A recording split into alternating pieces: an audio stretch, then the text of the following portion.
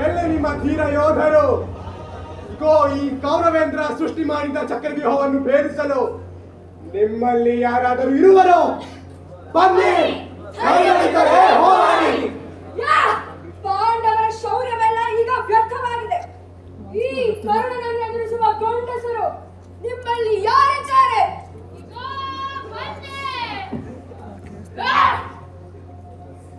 ಓಹೋ, ಸುಭದ್ರೆಯ ಪುತ್ರ ಅಭಿಮನ್ಯು. ಇದೇನು ಆಟದ ಮೈದಾನ ಎಂದು ತಿಳಿದಿದೆಯಾ? ಕೌರವ ಪಾಂಡವರಿಗೆ ಶಸ್ತ್ರವಿದ್ಯೆಯನ್ನು ಕಲಿಸಿದ ದ್ರೋಣಾಚಾರ್ಯನಾದ ನಾನು ಸೃಷ್ಟಿಸಿರುವ ಚಕ್ರವ್ಯೂಹವಿದು. ನಿನ್ನ ವಯಸ್ಸಿನವರೊಂದಿಗೆ ಆಟವಾಡಿಕೋ, ಹೋಗು. ಆಟವಾಡಲಿಕ್ಕೆ ಬಂದಿದ್ದೇನೆ. ನ್ಯಾಯಯುತವಾಗಿ ಸಿಗಬೇಕಾದ ನಮ್ಮ ರಾಜ್ಯವನ್ನು ಕೊಡದೆ ಮೋಸದಿಂದ ವಂಚಿಸಿದವರು ನೀವು. ನಿಮ್ಮನ್ನು ಸುಮ್ಮನೆ ಬಿಡುವುದಿಲ್ಲ ಈ ಅಭಿಮನ್ಯು. ಧೈರ್ಯವಿದ್ದರೆ ನನ್ನೊಂದಿಗೆ ಹೋರಾಡಿ. ಬನ್ನಿ. ನಿನ್ನನ್ನು ತುಂಡು ತುಂಡಾಗಿ ಕತ್ತರಿಸಿ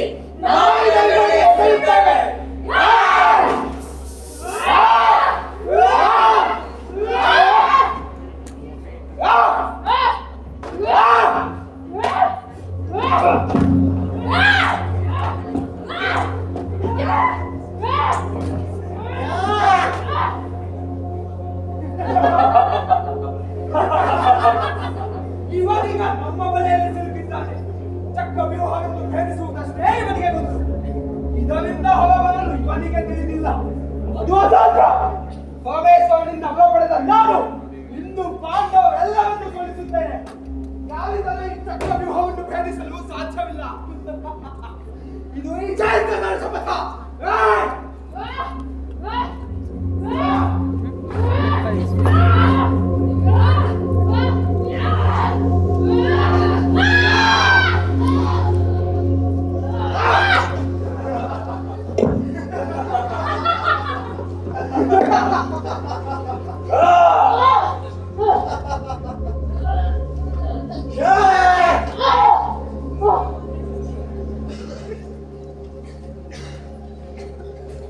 ಇದು ನ್ಯಾಯಯುತವಾದ ಯುದ್ಧವಲ್ಲ. ಆ ಯುದ್ಧವಿಲ್ಲದೆ ರಣರಂಗದಲ್ಲಿ ನನ್ನೊಂದಿಗೆ ಹೋರಾಡುವುದು ಅಧರ್ಮ. ಇದು ಯುದ್ಧ. ಯುದ್ಧದಲ್ಲಿ ಗೆಲುವು ಸೋಲು ಅಷ್ಟೇ ಮುಖ್ಯ. ಯಾವುದಕ್ಕೂ ಸ್ಥಾನವಿಲ್ಲ. ಕತ್ತರಿಸಿ ಅವನಿಂದ.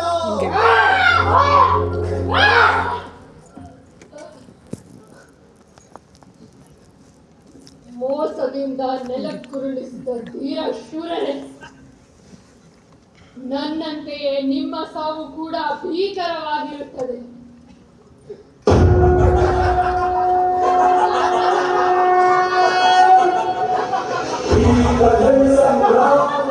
ಆಚಾರ್ಯ ದ್ರೋಣ, ಯಾವ ಯುದ್ಧ ಧರ್ಮವನ್ನು ನೀವು ಪಾಂಡವರಿಗೆ ಬೋಧಿಸಿದ್ದೀರೋ ಅದೇ ಯುದ್ಧ ಧರ್ಮವನ್ನು ನೀವು ಮೀರಿದ್ದೀರಿ.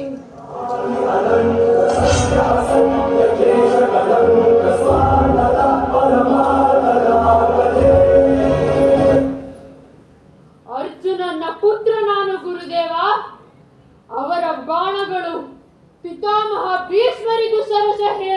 ಇಲ್ಲವೋ ಅಷ್ಟು ಸುಲಭವಾಗಿ ನನಗೆ ಮೃತ್ಯು ಬರಲಾರದು.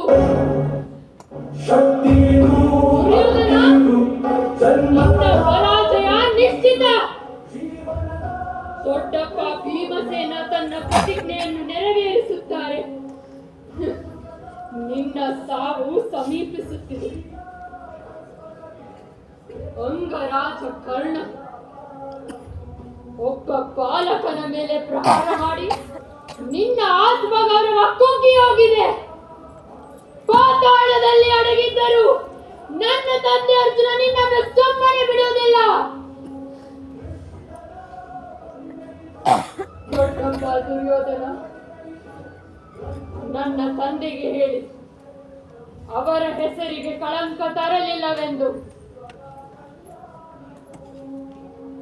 ಹಾಗೂ ನನ್ನ ತಾಯಿಗೆ ಹೇಳಿ ಸಾಯುವಾಗಲೂ ಸೋಲಲಿಲ್ಲವೆಂದು.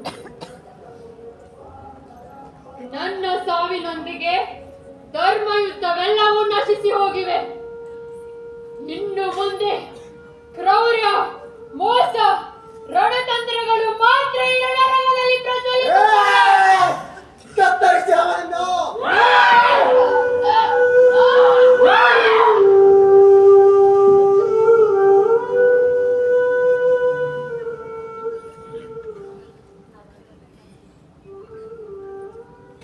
ಈಗ ಸಮಯ ಬಂದಾಗಿದೆ ಪುತ್ರ. ಶಾಂತಿಯಿಂದ ಸ್ವರ್ಗದ ಕಡೆಗೆ. ವಿಶ್ವದ ಸರ್ವಶ್ರೇಷ್ಠ ಯೋಧನ ಗೌರವ ನನಗೂ ಪ್ರಾಪ್ತಿಯಾಗುವುದಿಲ್ಲ, ನಿನ್ನ ತಂದೆ ಅರ್ಜುನನಿಗೂ. ಆ ಗೌರವವನ್ನು ನೀನು ನಮ್ಮಿಂದ ಕಸಿದುಕೊಂಡಿರುವೆ ಪುತ್ರ. ನಮಗೆ ನಿನ್ನ ಮೇಲೆ ಹೆಮ್ಮೆ ಇದೆ. ಹೋಗಿ ಬಾ.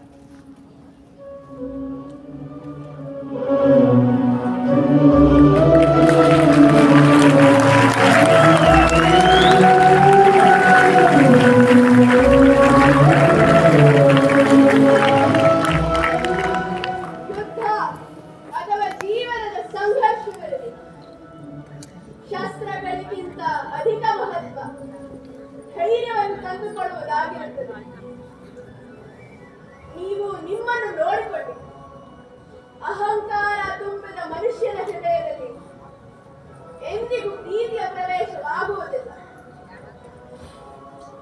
ಶ್ರೇಷ್ಠ ಮನುಷ್ಯನ ಲಕ್ಷಣವೇನೆಂದರೆ ಅವನು ಕೊನೆಯವರೆಗೂ ಪ್ರಯತ್ನ ಮಾಡುವುದನ್ನು ನಿಲ್ಲಿಸುವುದಿಲ್ಲ. ಹಾಗೂ ನೀವು ಒಂದು ವೇಳೆ ಶ್ರೇಷ್ಠ ಮನುಷ್ಯರಾಗಿದ್ದರೆ ನಿಮ್ಮ ಬುದ್ಧಿ ಧರ್ಮದ ಪರವಾಗಿ